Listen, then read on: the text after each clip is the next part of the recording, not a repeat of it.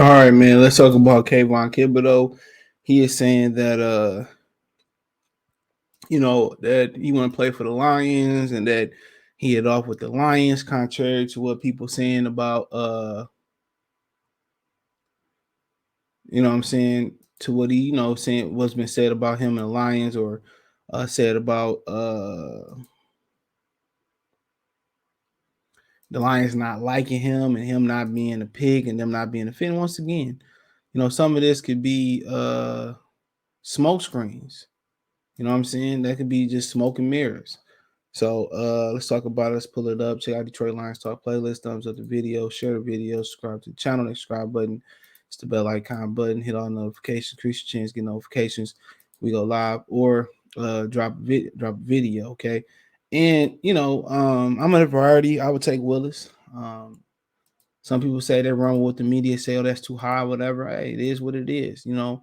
Rebuild don't start, like Carlos said, until you take a quarterback. And people talking about next year. This was supposed to be a year for quarterback. They easily could have found a way to get Justin Fields last year with the draft capital they did. They didn't get it. Didn't like him. Didn't take Davis Mills. Didn't take Mac Jones. Didn't try to move up, get Zach Wilson, Trey Lance. We could just go on and on. And this year, riding with Jared Goff. I mean, some people believe in Jared Goff. That's just as simple as it is. I'm not one of them. The proof's in the pudding. It's as simple as that. And the edge rusher is not going to it's not going to change wins and losses, by itself. You know what I'm saying? They got to get something out of Levi and Zorky. They second level, they got to get more talent there. They got to find a middle linebacker. Probably got to find another linebacker. People believing in Derek Barnes. I can't believe in Derek Barnes. He just a pass. That's who he's a pass rusher. Can't believe in him. They might need to take two middle linebackers or two linebackers this year. You know what I'm saying? So, like I said before, for you talking about Thibodeaux, you talking about, let's say he do get, or Hudson do get 10 or 12 sacks. How impactful are those sacks? Come on, you got to ask yourself, how impactful are those sacks? They got to get quarterback play and they got to move the ball. And people got to make an adjustment to Jared Goff and Dan Campbell next year. And Ben Johnson and Campbell got to be ready. People gonna make an adjustment to that. That's what the league do, and they're gonna adjust to Jared Goff. So them going back into this season with Jared Goff, I break it down to two things real quick. I break it down to Brad Holmes just blindly in love with Jared Goff. I break it down to either Sheila is not gonna pay Jared Goff $30 million and turn around and pay Malik Willis, top draft money. So or close to top draft money. So that's kind of where I really break it down to it at. So it's either one of them two things, you know what I'm saying? But like I said before, the Lions always do what Lions do. They're gonna wait to the last minute to replace, Jared Goff, and they're gonna be rushing next year with no draft capital. They're gonna be in that gray area. They're not gonna be high enough to get the guy that they want, or if they are, if they do high enough to have another 1-2 win season, shouldn't we think about like maybe firing their ass too, so they really start being on the hot seat, which they was too, But so like I said before, man, I'm not confident in Holmes and Campbell as everybody else is. I just see things, but you see things. Everybody make mistakes. But Thibodeaux says he hit it off with Brian Holmes. Is on Dan Campbell's speed dial. He said Thibodeaux clears the air about the meeting he had with the Detroit Lions, his relationship with the head coach and general manager. Now, he's also going around saying he'd love to play for the Jets and Giants. It's that time of year. The higher he picked, the more money he get. So the rumors of Kayvon Thibodeaux have been all over the place since 2021 college football season ended. Early on, it speculated that Detroit Lions were extremely interested in Thibodeaux. However, as the draft machine rolled on, some questioned whether he would be a culture fit due to the perceived faults in his personality. Some said he looked like he took plays off. It was one play they glorified in a blowout. Others suggested that he's a me first attitude that wouldn't fly in some locker rooms. I mean, like I said before, you had killers in locker rooms. You had racist Bill Romanowski in locker rooms. Think about that for a minute. You had Kerry Collins in multiple locker rooms after he said the N-word in Carolina and got banished to New York. So, I mean, we could talk about it. You got racists in your locker room right now.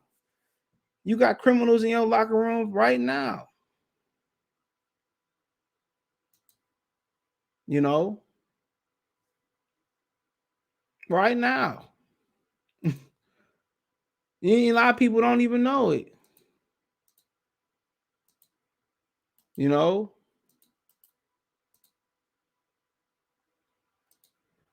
right now. You know,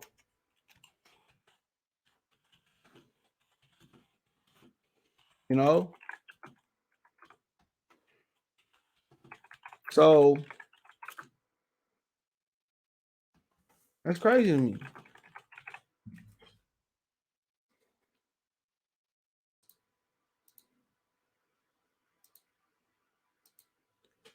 You know, so I mean,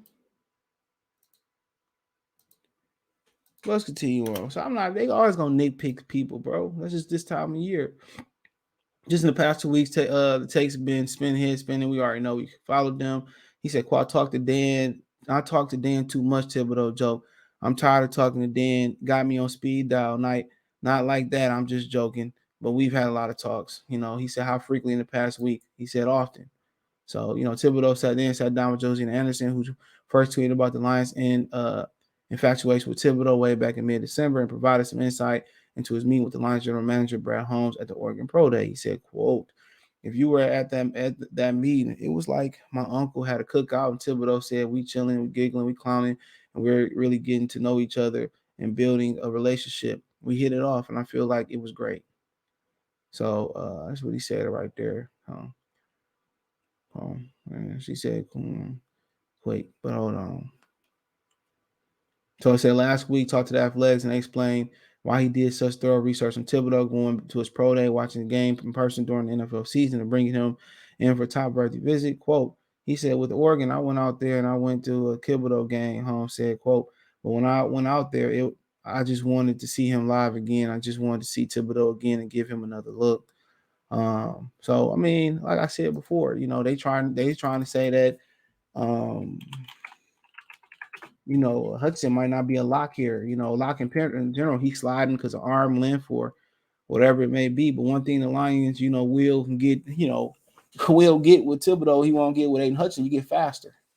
And I heard that, Kyle Hamilton might be sliding this draft too, and they might move up and get him. So I know his second attempt was a 4.71 at the 40. So 4.59, that's but maybe you play faster or whatever situation may be. But here you go. All right, so general manager Brad Holmes from the Lions recently said that obviously he watched your games at Oregon. He also came to your pro day. It was very important for him to be in person. And if he had any questions to ask that, face to face, can you tell us a little bit more about that interaction? Hey, it was funny when you talk about, and that's the craziest thing about media because it came out that like, oh, Brad Holmes is not high on. I don't know who they said. Listen, if we were at that meeting, I mean, it was like my uncle at a cookout. Like we're shit, we're giggling, we're clowning, we're really getting to know each other and build a relationship. So, we hit it off. I feel like it was great. I feel like, he's and not just him, but every coach that I met with became a mentor of mine because I took heed to the information I had. Learning and apply is everything. So just getting that game and taking it with me. Okay, a little known fact, which this might be a prelude. I'm, like I said, I'm older. Eyes ain't as good as him, but it looked like he got the buffs on already in his interview. I might be tripping. You know what I'm saying? Hold on. I might be tripping. It looked like he got the buffs on. So, I mean, I might be tripping, but it looked like he had the buffs on. So something to think about real quick, man. But so it might be destiny. It might be destiny, bro. It might be destiny. So I mean, like I said before, if I ain't taking Willis, if I'm taking him. I said that. I'm not getting into,